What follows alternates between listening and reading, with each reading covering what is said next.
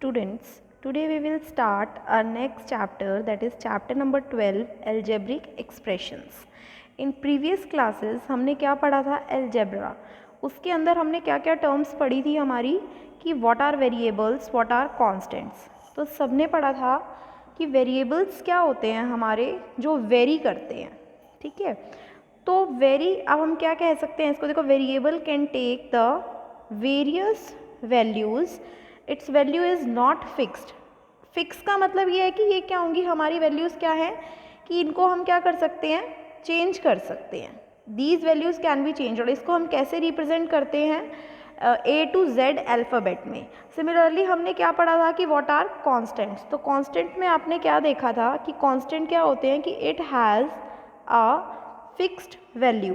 Means इनकी क्या होती है, फिक्स्ड वैल्यू होती है कि अगर कोई नंबर 2 है तो वो 2 ही रहेगा, 3 है तो 3 ही रहेगा. मीन्स ये क्या होते हैं, हमारे कॉन्स्टेंट्स होते हैं. अब नेक्स्ट जो हमारा इसके अंदर आता है वो क्या है, टर्म्स एंड एक्सप्रेशंस.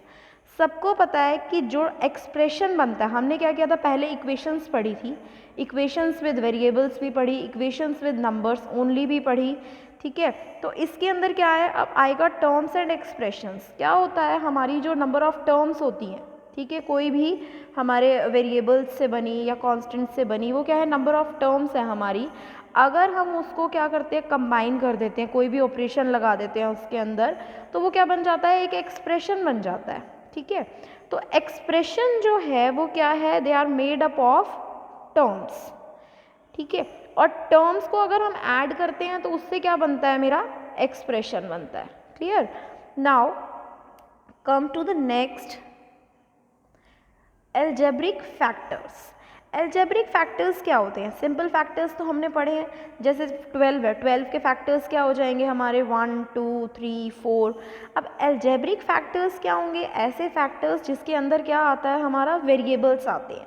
जैसे क्या है मेरा 4xy कह दूँ मैं, 4xy क्या है, अब इसके फैक्टर्स क्या हो जाएंगे, 4 भी हो जाएगा, x भी हो जाएगा और क्या होगा, y भी हो जाएगा. तो इसके अंदर क्या आ गया मेरा, x और y क्या आ गए, वेरिएबल्स आ गए. तो ये क्या बन जाएंगे, एल्जेब्रिक फैक्टर्स. अब नेक्स्ट जो हमारा आता है वो क्या है, पोलिनोमियल. पोलिनोमियल से आप क्या समझते हैं कि कोई एक्सप्रेशन है, नंबर ऑफ टर्म्स से बना हुआ है. अब डिपेंड करता है कि नंबर ऑफ टर्म्स कितनी है.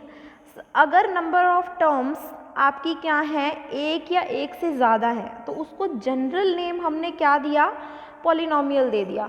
जैसे हम कह दें कोई भी हमने एक्सप्रेशन बना दिया 4xy plus 2x plus 3xy, क्या हो गया, इसके अंदर कितनी टर्म्स आ गई, 3 टर्म्स आ गई. जनरल में हम इसको क्या बोलेंगे, पॉलिनोमियल बोलेंगे, ठीक है. अगर किसी एक्सप्रेशन में क्या है कि एक टर्म है, सिर्फ क्या है, एक सिंगल टर्म है, तो उसको क्या बोला जाएगा, मोनोमियल बोला जाएगा. अगर किसी एक्सप्रेशन में हमारी क्या है, 2 टर्म्स हैं, तो उसको क्या बोला जाएगा, बाइनोमियल बोला जाएगा, ठीक है. जैसे मान लो कोई एक्सप्रेशन है 4xy सिर्फ, उसको क्या बोलेंगे, मोनोमियल.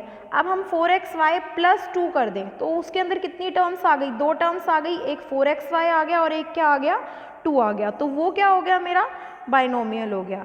अब कोई एक्सप्रेशन है, अगर उसके अंदर 3 टर्म्स हैं, मान लो 4xy प्लस 2x प्लस 3 कर दिया हमने, 3 टर्म्स आ गई. 3 टर्म्स जब हमारी आई तो उसको हम क्या बोलेंगे, ट्राइनोमियल, ठीक है. अब इसी तरह क्या आती है हमारी, जो नेक्स्ट है हमारा वो क्या है, लाइक टर्म्स. अब क्या है, जो हमारी 2 तरह की टर्म्स आ गई इसमें, like terms and unlike terms. Like से आपको पता है कि क्या, लाइक का मीन्स क्या हो गया, सेम. अब कोई भी टर्म्स हैं उसके अंदर अगर उसके एल्जेब्रिक फैक्टर्स, एल्जेब्रिक फैक्टर्स कौन से होते हैं अभी बताया, जिसके अंदर, जो उन फैक्टर्स के अंदर क्या होता है, वेरिएबल होते हैं, वो क्या होते हैं, मेरे एल्जेब्रिक फैक्टर्स होते हैं. तो लाइक टर्म्स हमारी वो टर्म्स हो जाएंगी जिनके जो एल्जेब्रिक फैक्टर्स हैं वो क्या होते हैं, सेम होते हैं. जैसे हमने कहा कि 2xy 3xy 4xy 5xy 10xy, इसके अंदर xy क्या है, सेम आ रहा है ना. एल्जेब्रिक फैक्टर्स मीन्स जो वेरिएबल्स थे वो क्या आ रहे हैं, सेम आ रहे हैं. कौन कौन से सेम आ रहे हैं, x और y. तो ये वाली जो टर्म्स होंगी जिनके एल्जेब्रिक फैक्टर्स क्या होंगे, सेम होंगे, उनको हम क्या बोलेंगे, लाइक टर्म्स. सिमिलरली क्या है, मेरी अनलाइक टर्म्स हैं। अनलाइक टर्म्स में आपका क्या है कि कोई टर्म्स हैं जिसके अलजेब्रिक फैक्टर्स क्या हो गए, डिफरेंट हो गए, मीन्स सेम नहीं है, तो उसको हम क्या बोलेंगे, अनलाइक टर्म्स। क्या होगा इसके अंदर, जैसे मान लो 2xy आ गया, 4x² आ गया, 3y² आ गया, मीन्स अलजेब्रिक फैक्टर्स कुछ भी हो सकता है, ठीक है। अलजेब्रिक फैक्टर्स के अंदर क्या होगा, वेरिएबल्स होंगे हमारे, और वो वेरिएबल्स क्या होंगे, डिफरेंट होंगे हमारे, तो उस टर्म्स के अंदर हम क्या बोलेंगे उनको, अनलाइक टर्म। तो नेक्स्ट जो हमारा है वो क्या है, कोफिशिएंट। कोफिशिएंट सबको पता है क्या होता है, एक न्यूमेरिकल फैक्टर है किसी भी टर्म का। सपोज करो मैंने क्या कहा, 4xy है, इसका कोफिशिएंट क्या होगा, numerical factors means, numerical means number, इसके अंदर नंबर क्या है, 4xy के अंदर 4 है, तो 4 क्या हो जाएगा, मेरा कोफिशिएंट हो जाएगा इसका। तो इस फर्स्ट एक्सरसाइज के बेसिक में हमने क्या क्या किया, हमने सिर्फ ये देखा कि हमारे मोनोमियल क्या है जिसके अंदर सिंगल टर्म होती है, बाइनोमियल जिसके अंदर 2 टर्म्स होती है, मीन्स बाय मीन्स क्या होता है 2, ट्राई मीन्स क्या होता है 3, और 3 या 3 से ज़्यादा को भी हम क्या बोल सकते हैं, सिंपल पॉलिनोमियल हो गया। एक जनरल वर्ड दे दिया हमने इसको, ठीक है। लाइक टर्म्स आपने पढ़ी कि जिसके अलजेब्रिक फैक्टर्स सेम है, अनलाइक टर्म्स आपने पढ़ी जिसके अलजेब्रिक फैक्टर्स सेम नहीं है।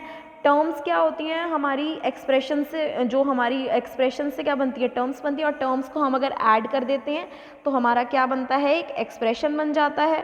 उसी के अंदर ही हम क्या करते हैं, टर्म्स के फैक्टर्स निकालते हैं। फैक्टर्स के अंदर हम क्या कहते हैं कि जो हमने फैक्टर्स निकाले या जो हमने टर्म्स निकाली उसके क्या हैं, हमें क्या निकालने पड़ेंगे, कोफिशिएंट। कोफिशिएंट क्या होगी, हमारी न्यूमेरिकल टर्म होगी।